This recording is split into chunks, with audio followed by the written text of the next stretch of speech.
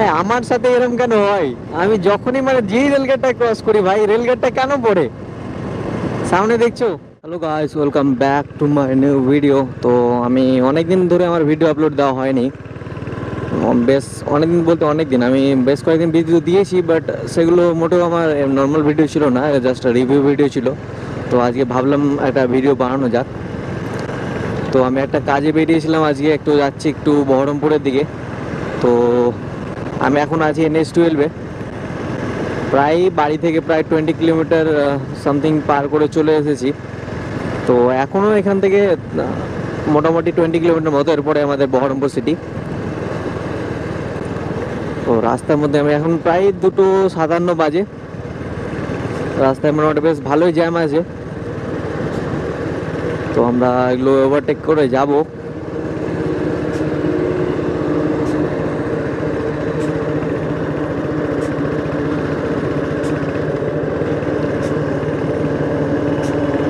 একা একা যাচ্ছিলাম, ভালো লাগছিল না, ভাবলাম একটা ভিডিও বানা যাক, তোমাদের সঙ্গে গল্প করতে করতে যা হবে। মানে অ্যাকচুয়ালি এটা গল্প টাইপেরই তো হয় না, আমি কথা বলি হয়তো তোমরা পরে শোনো, বাট ঠিকই গল্পই তো। তো যারা যারা ভিডিওটা দেখছো লাইক করে দাও। আর তোমাদেরকে একটা কথা বলি, বাস তোমরা ভিডিওটা পুরো দেখো না, একটু চেষ্টা করে, একটু কষ্ট করে অন্তত একটু ভিডিওটা পুরো দেখার চেষ্টা করো। আর লাইক করে দিও। সাবস্ক্রাইব করছো না কেউ, ভিডিও ভিউজ ঠিকই আসছে, বাট সাবস্ক্রাইবার মানে কেউ সাবস্ক্রাইব করছে না ভাই, কি জানি কেন সাবস্ক্রাইব করছে না। কন্টেন্ট কি খারাপ থাকে কি জানি, হয়তো খারাপ থাকে এই জন্য করছো না তোমরা, বাট যারা যারা দেখছো সাবস্ক্রাইব করে দিও। তোমরা সাবস্ক্রাইব করলে আমি অনেকটা মোটিভেট হই ভিডিও বানানোর জন্য, ভিডিও বানাতে ভালো লাগে। তো ভাই এনে যে ফাঁকা রাস্তায় গাড়ি চালানো একটা আলাদা মজাই লাগে। তো আমরা এখন চানক পার করছি।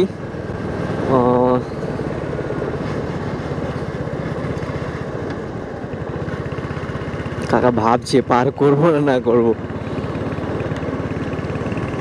তো আমরা চানক পার করলাম এই মাত্র।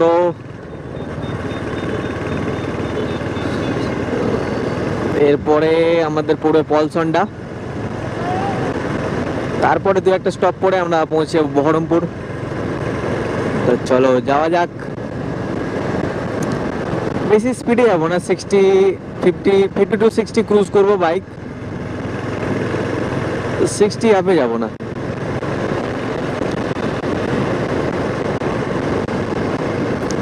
একা আছি, গাড়ি চালাতে অবশ্যই ভালো লাগে, বাট একটা ভয় ভয় তো কাজ করবে না।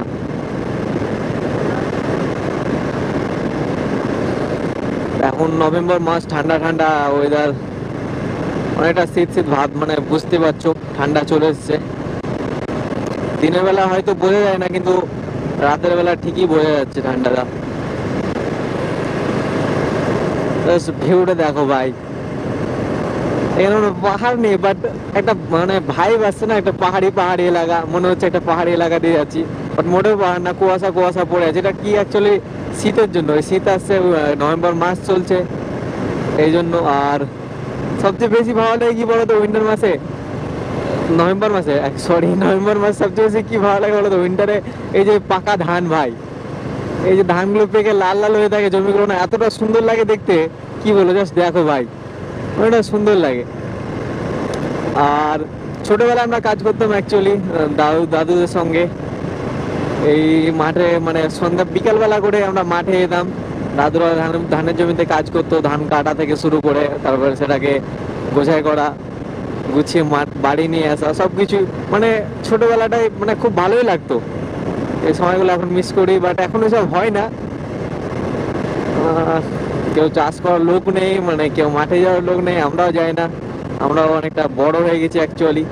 অ্যাকচুয়ালি বড় না, মানে আমাদেরকে ওই জায়গাগুলোতে যেতে দেয়নি আমাদের ফ্যামিলি, মানে ওরম ভাই আমাদেরকে ইয়ে করেনি ছোট থেকে, মানে একটা ইয়ের মধ্যে রেখে দিয়েছে।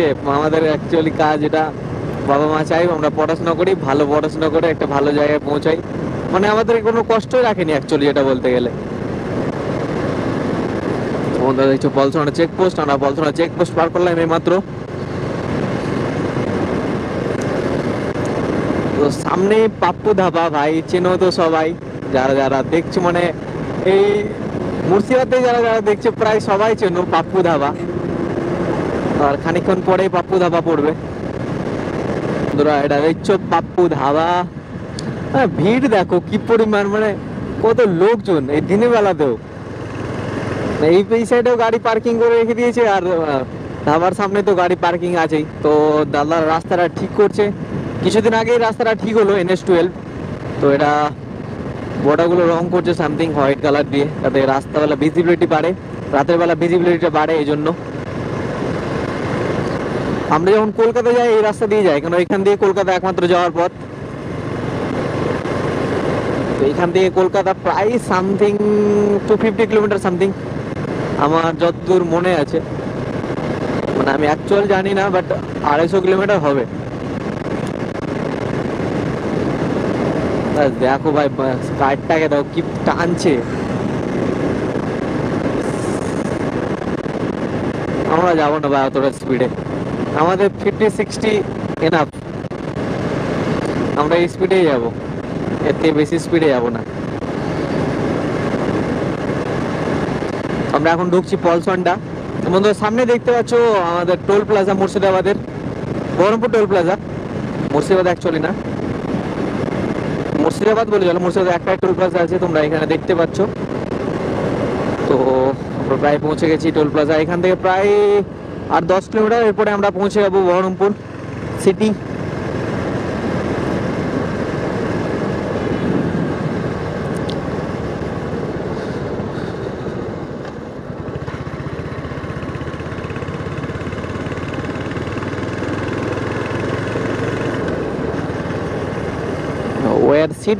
wear seat belts and maintain speed limit।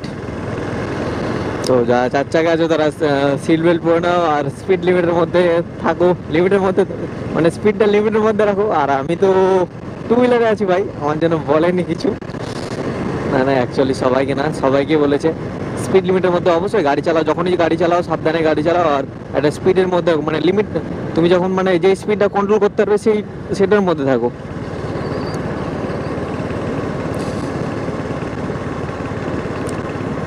Speed cross করা কখনোই উচিত না, এতে তোমার ক্ষতি, তোমার আশেপাশের লোকজনের ক্ষতি।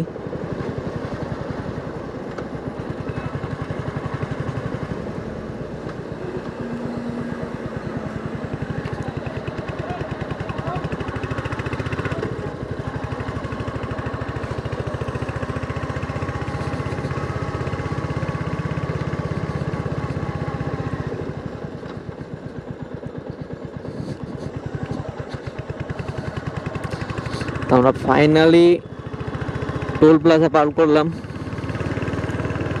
Baharampur Farakka toll plaza.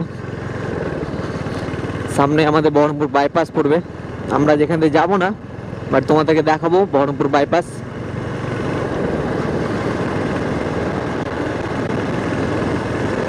Bypass, Baharampur bypass, যারা কলকাতা যায় নদিয়া কৃষ্ণনগর হয়ে, তো তারা ওই সাইড দিয়ে চলে যায়, বহরমপুর সিটির মধ্যে ঢুকতে হয় না। বাইপাস হওয়াতে কি হয়েছে, সিটির মধ্যে যে ভিড়টা থাকে মানুষকে ওইটা ফেস করতে হয় না, বাইপাস দিয়ে আরামসে সহজে পৌঁছে যায়। তোমরা এখানে দেখতে পাচ্ছ লেখা আছে কলকাতা রানাঘাট কৃষ্ণনগর। এই হয়ে যেহেতু যাওয়া যাবে, সিটির মধ্যে দিয়ে যাওয়া যাবে, বাট কি হবে সেখানে প্রচন্ড ভিড় থাকে রাস্তায়, গাড়িঘাট, মানে তোমার প্রবলেম, জ্যাম থাকে, তো প্রবলেম হবে অবশ্যই। তো যারা যারা বহরমপুর যাবে তো বাইপাস দিয়ে যাবে অবশ্যই, মানে হাইওয়েটা, তো এটা মানুষের সুবিধার্থে করিয়েছে। তো আমরা যাচ্ছি না, তো আমরা বহরমপুরের দিকে চলে আসলাম। এইখানটাই সাবধানে গাড়ি, এখানে সিঙ্গেল লেন, আমরা এখন ডাবল লেন হয়ে আসছিলাম।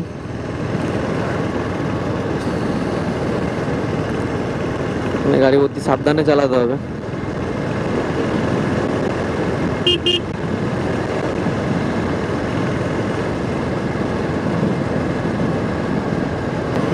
ভাই আমার সাথে এরকম কেন হয়, আমি যখনই মানে যেই রেলগেটটা ক্রস করি ভাই, রেলগেটটা কেন পড়ে, সামনে দেখছো রেলগেট পড়ে গেছে। ওটা আমি আর আমার বন্ধুরা থাকলে তো সবচেয়ে বেশি হয়, বাট আমি এখন একা আছি, আমার সঙ্গে সেম জিনিসটাই, মানে আমাকে রেলগেট ক্রস করলে আমাকে রেলগেটটা মানে আমাকে দেখতে হবেই, ট্রেন আমাকে দাঁড়িয়ে দেখতে হবে, এরপরে আমি যেতে পারবো, তার আগে না।